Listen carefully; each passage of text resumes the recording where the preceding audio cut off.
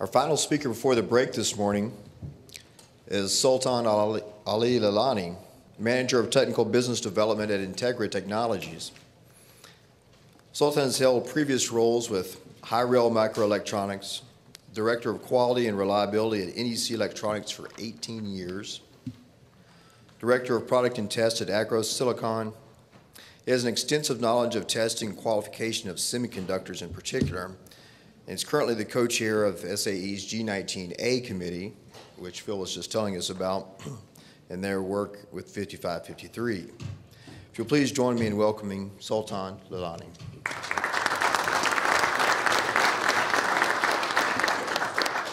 Thank you. And another qualification I have is I can really do a lot of foils in 5 minutes, because that's the only time I have.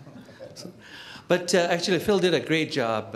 He presented quite a bit of the information that I was going to present, and he explained quite a bit of the, or at least the background on the AS6171. So I'm going to just delve right into the AS6171 material.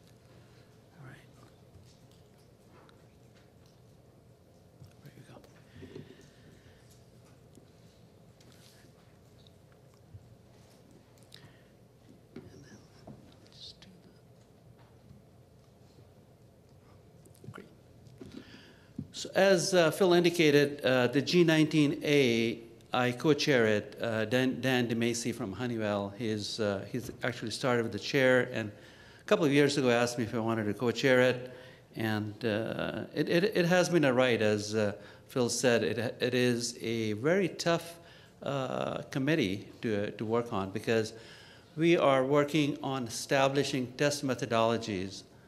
And not only just the normal test methodologies like XRF or X-ray or even electrical testing or CSAM, but also as we started the process, we found out that is the counterfeit mitigation only related to just somebody altering a device? Could it entail like somebody making an actual die, actual silicon? So we had to create some additional groups, like the miscellaneous groups, that started to look into how do we detect if a die itself is counterfeit or not. And that group has very advanced capabilities of FTIRs, of Raman, and other kinds of testing. So I will skip some of these foils. Again, we are part of the Aerospace Council. The intent, obviously, of AS6171 is to publish a standard. And I'll give you a little bit of a background on, a little bit of an update of where we are on that one. Phil talked about AS5553 and AS6081. And obviously, the next progression was, how do we test them? What are the methodologies that we need to have? Fundamentally, AS6171,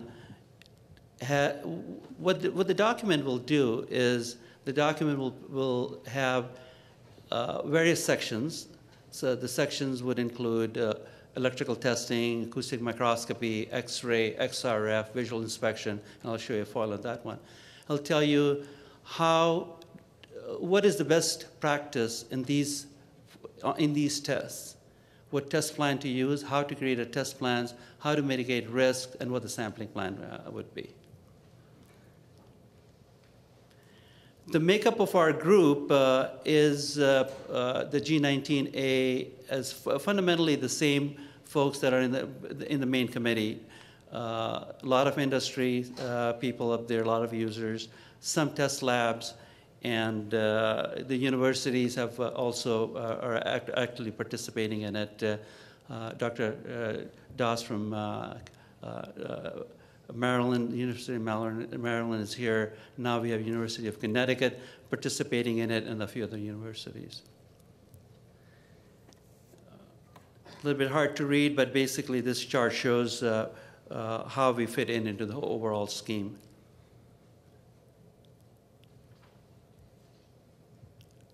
I'm just going to the main body of the AS 6171.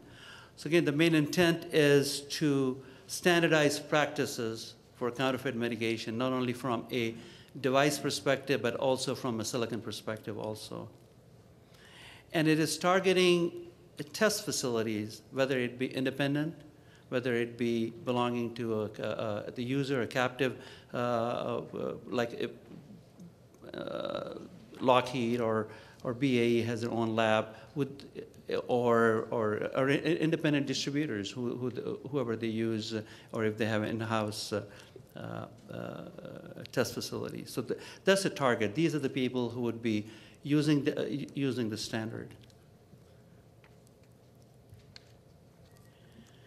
The various subcommittees that we have are the following. I started off with acoustic microscopy, and then I ended up being co-lead for electrical test committee. So that's what I'm part of. And these are the various subgroups that we have. And each subgroup will have a document.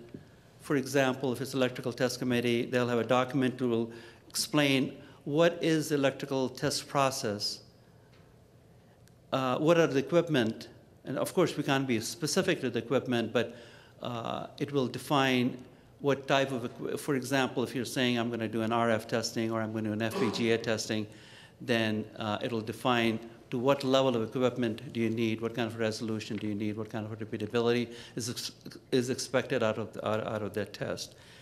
One of the main points of the document is a requirement of a proficiency. It will define what proficiency do you need to be able to do the test. As we all know, there's a lab and there's another lab, and in some labs, some people have very high degree of proficiency, and it's, Honeywell did a great job recently. They sent some parts out to various labs just for visual inspections and a few other items, and they found out that no two labs are same. The interpretations are different.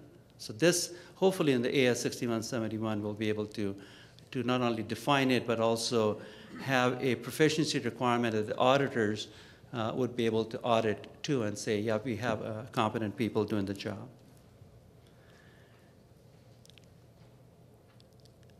And this just talks about how everything comes together. In the document, there is risks. We are risk assessment. So there is a section in the document that talks about, depending upon the risk, what type of a testing do you need to do?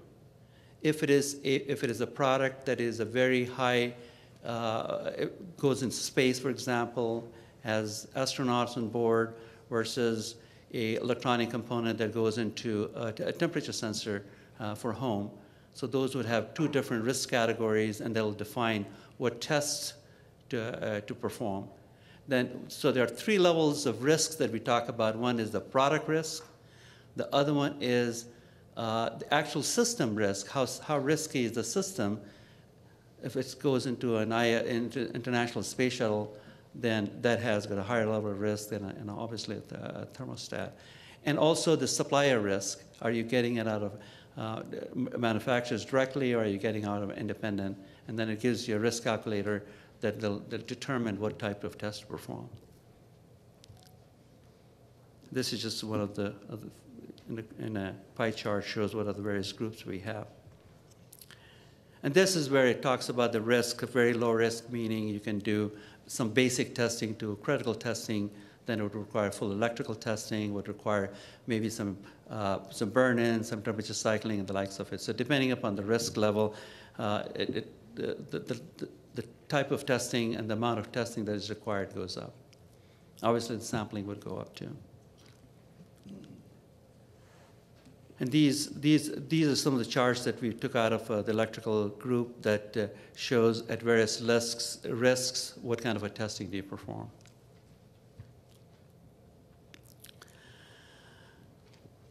The latest status of AS 61, so before I do that, Phil alluded to the fact that there is a certification. We have more and more looks like it'll be an AS 17025 certification that'll be required. We've talked to ANAV, we have talked to various other people, and AS 17025 comes the closest in which it allows to have test-based certification. So if a lab only wants to do visual inspection or wants to do acoustic microscopy or wants to do electrical testing, then they will get certification just for those items. And then again, it hasn't been decided, but if it is going to be 17 or 25, it's going to be outside auditor, then they'll be able to come and audit. And they'll not audit the place, the equipment, but also the proficiency requirement will be implemented.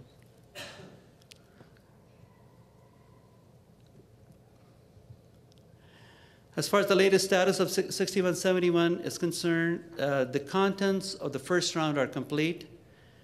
All subgroups are now reviewing the final draft. They're due on 12/20 to the main G19A committee. And it is our intent, and Lonnie Hurst from Intel was kind enough to work with us to say he will take the first drafts and send it to his industry group, so much appreciated. And the industry groups are the Intels and the manufacturers, the analog devices, and their technical committee will be able to then judge. Also within, there will be subject matter experts in and outside of the group. They'll be looking at it, and obviously within G19A. And we believe that we can get this document up for balloting by 4/1 of 2013. So balloting should start around 4/1 to 4/15. Actually, I was going to just leave it at that. So that's the final status of that's the status of AS 6171. Thank you.